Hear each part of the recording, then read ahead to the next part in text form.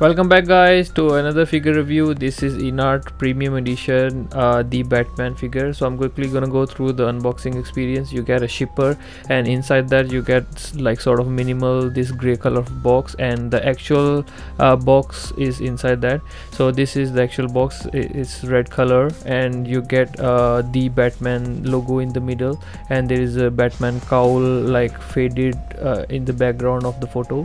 The box is minimal, the quality is good, so I like the box. Is simple, but it works.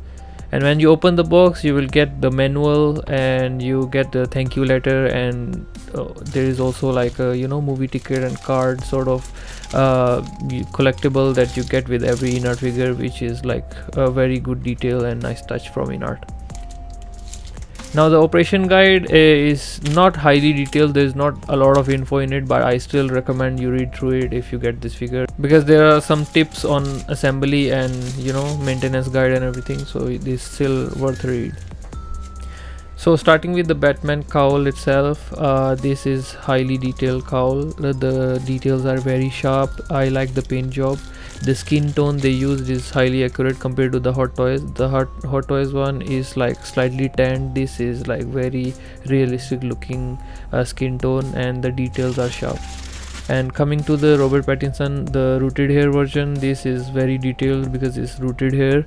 So yeah, the skin tone, as you can see, is also highly detailed. The eyes are highly detailed as well, but I don't really like their styling of the hair. As you can see, some hair in the back are already loose out of the box, but still you can change the styling of it. This is the first mouth plate you get. This is the angry mouth plate, and there are magnets behind, so they are very easy to change.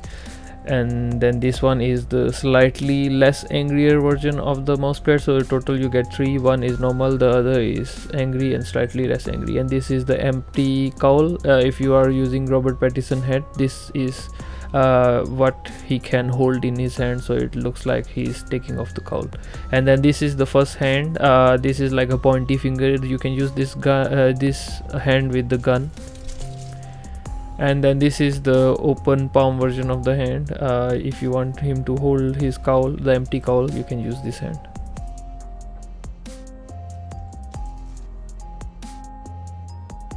And this is the closed fist hand. This is not fully closed, so you still can use it to hold things. And then this is for his like a grapple gun on his arms, so you get two of it if you want to use right side and left side both. And then this is the other side. You get both sides, so yeah, if you want to do like an action pose with the grappling gun, you can use these hands. And then this is the closed fist. This is fully closed, so if you want him to use like a neutral pose, you can use these hands, or like a fighting scene as well. Yeah, this is to the other side, so you get two of these, one for the right side, one is for the left side. And yeah, so yeah, this is the laptop accessory. This is also highly detailed. The paint job is nice. I believe this is this only you get with the premium version, I think. So yeah, this is also a nice touch. And then this is the grappling gun.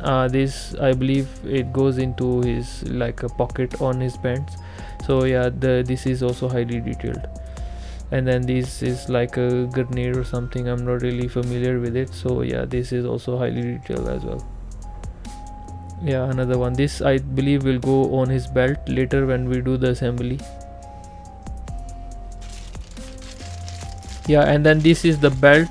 You have to assemble the belt yourself, and let me just tell you, the assembling process was a nightmare. It's so hard and intricate to do. I don't really understand why they just couldn't install it out of the box. And then these are like flares that goes on his belt. This also you have to assemble it all by yourself, which is like very sad thing to see that you have to do. And the process is also not that simple to do, and it's not even explained in detail in the manual guide that you get with the figure. And then this is the batarang. This is die-cast metal. You get two of these. One, this is like slightly closed, the other one is open. And then there's also one more on his chest that you also can take out.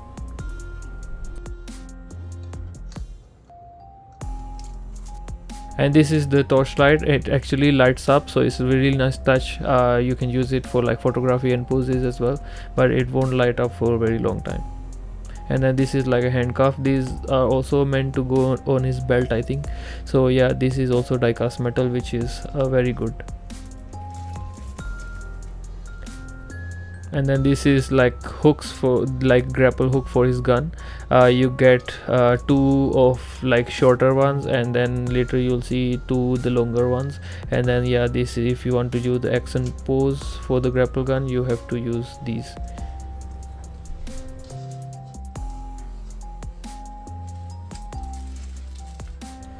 And these are like Riddler cards that he gives to Batman throughout the movie.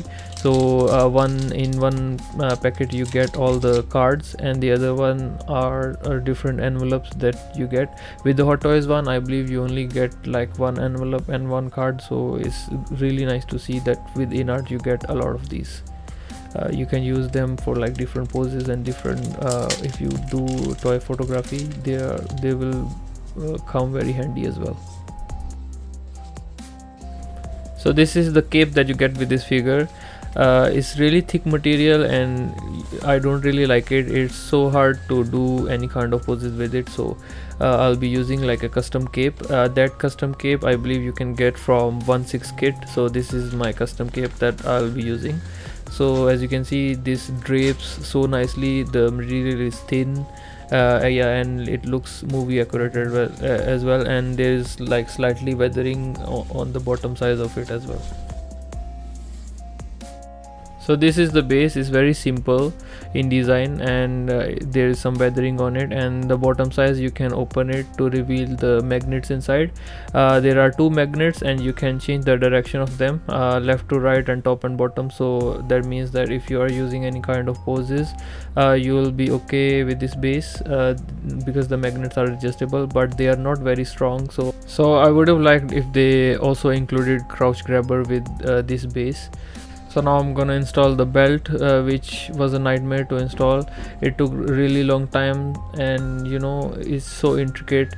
The belt itself, it comes loose if you touch it too much, and then you see the things that supposed to go on top are also very intricate and they move around. And these belts that go on his legs are very hard to close because they are so tight. So I had to really pull them to like close them. It was very hard to assemble, so I really not sure why they didn't assemble it out of the box.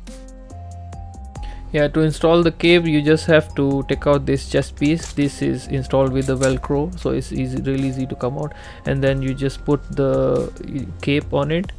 The cape also has a small section of velcro on it, so it's really easy to install. And then you just put the chest piece back on, and then you can install your head sculpt on. Sometimes you really have to push the chest piece in because the velcro, I guess, is not long enough or something. And then this is the cowl. So to change the direction of the eyes, you just have to take out the mouse plate, and then there are two like small, very small handles in the head sculpt itself, and then you can use your finger or like a, you know, small tool to move them around. They are very hard to do, but it's doable. So this is how it looks with the Batman cowl and standard cape that you get with the figure. I don't really like this cape because there's like a green stuff next to the collar. I don't know if it's movie accurate or not, but it doesn't look good to me, so I'll be using custom cape. But yeah, the proportions are very nice. The weathering also, it looks really realistic. The batarang in his chest also comes out, and the material is die cast, but the magnet is not that strong, so if you shake it a little bit it will come out.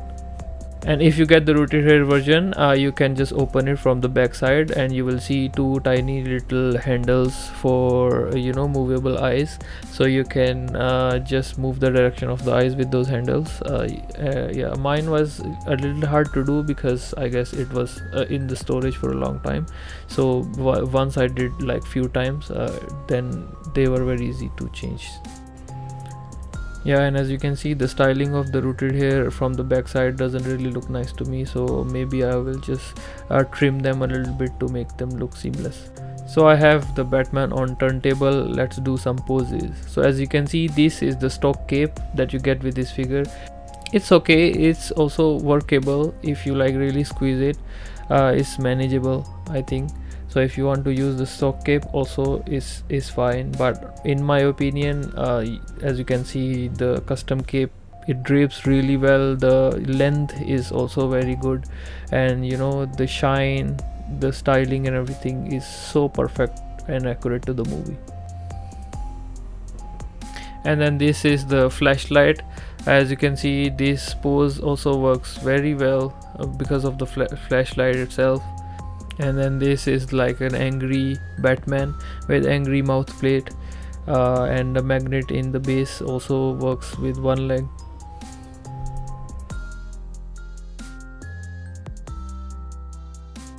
So this is the rooted hair sculpt. It looks nice, but the only problem I have with it is slightly underscaled.